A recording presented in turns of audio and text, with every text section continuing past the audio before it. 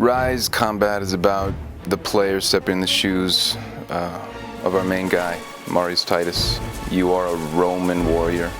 You are working your way up through the ranks. It's brutal, it's up close, it's intense. He's that grounded, he's strong, he's powerful, he's heroic. He's not about flamboyant moves, he's not a ninja, he's a warrior, he's a soldier. And so when we think about him as a warrior and we think about how he's gonna fight, then those are the kind of concepts we try and think about. Is this attack efficient? Is it getting to the, to the strike as quickly, as deadly as possible? And is it powerful? Is it strong? When he throws his shield, is all his weight behind it, so when it slams, it really slams. We actually worked with an expert on Roman fighting and combat strategies to gather some knowledge about how to handle weapons and shields and all that kind of stuff. And that was really helpful for us. We had the chance to play a bit with some actual equipment, and that was really insightful for us. For my first date, I brought two big gun cases full of swords and weapons, and I brought a Roman armor, a Roman helmet, two different kinds of shields. I brought a Celtic shield, I brought a Roman shield, so that they can touch real weapons and see, how they look, what's the weight, what's the size, all that. He would tell us, if you're standing, how would your body move to attack behind you or attack in a different direction. And it was really interesting because he had some things and poses that we maybe would not have thought about. Every single action you have in Ryse can flow in and out of each other. So it gives the player maximum flexibility.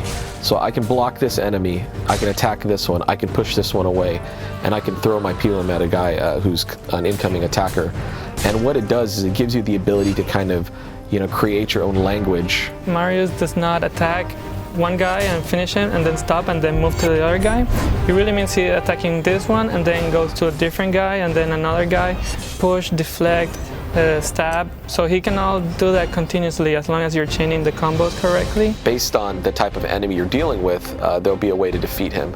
So certain enemies will have to kind of deal a lot more damage to take them out, and that can happen two ways. One is you can choose the damage perk and decide to kind of take more off of him, or you could choose the health perk to stay alive longer, to be able to maybe get more hit points. You go into an encounter and the first thing you do is say, okay, who am I facing? What can I do? And then the next one could be completely different because you've got a completely different setup. And then on top of that, we have this layer where they work together. And that's when things get even more interesting because they'll attack differently when they've got different supporting AIs around them. And so that takes the intensity up to a different stage. The player can switch from one action to another action, from one AI to another AI.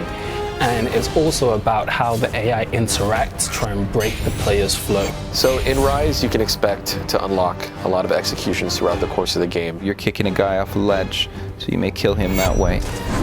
If you get close to a fire, there's numerous executions there.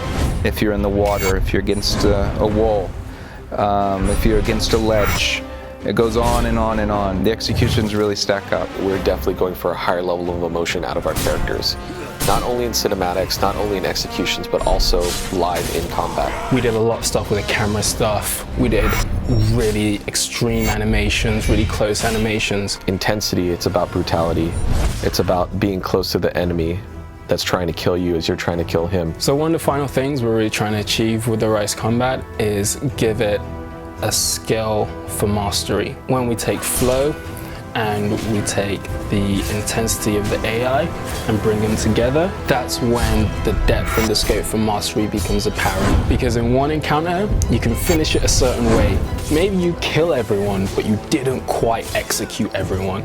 So then you want to play it again, set them up in different ways so maybe you can execute everyone, but maybe you didn't double execute everyone. Did you perform the perfect chain?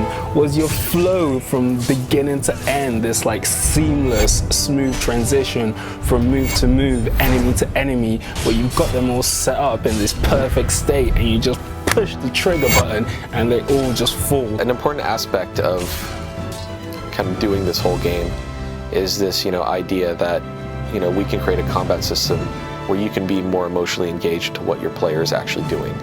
I mean, that will be the first sign that we've done well if you actually feel something out of combat. And the other aspect is that just nuts and bolts wise, we have a solid combat system, something that we can build more and more on top of. And that's really where the depth aspect comes in. You know, we want it to feel really, really good to play. We don't want players to feel frustrated or, you know, get too angry over the fact they can't pull something off. But at the same time, master players will be able to do stuff that when you watch these YouTube videos, you're going to go, this is amazing, how does someone ever do that?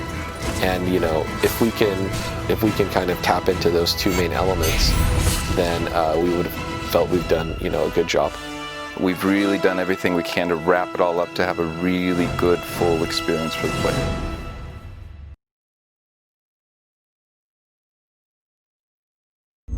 Achieved with CryEngine.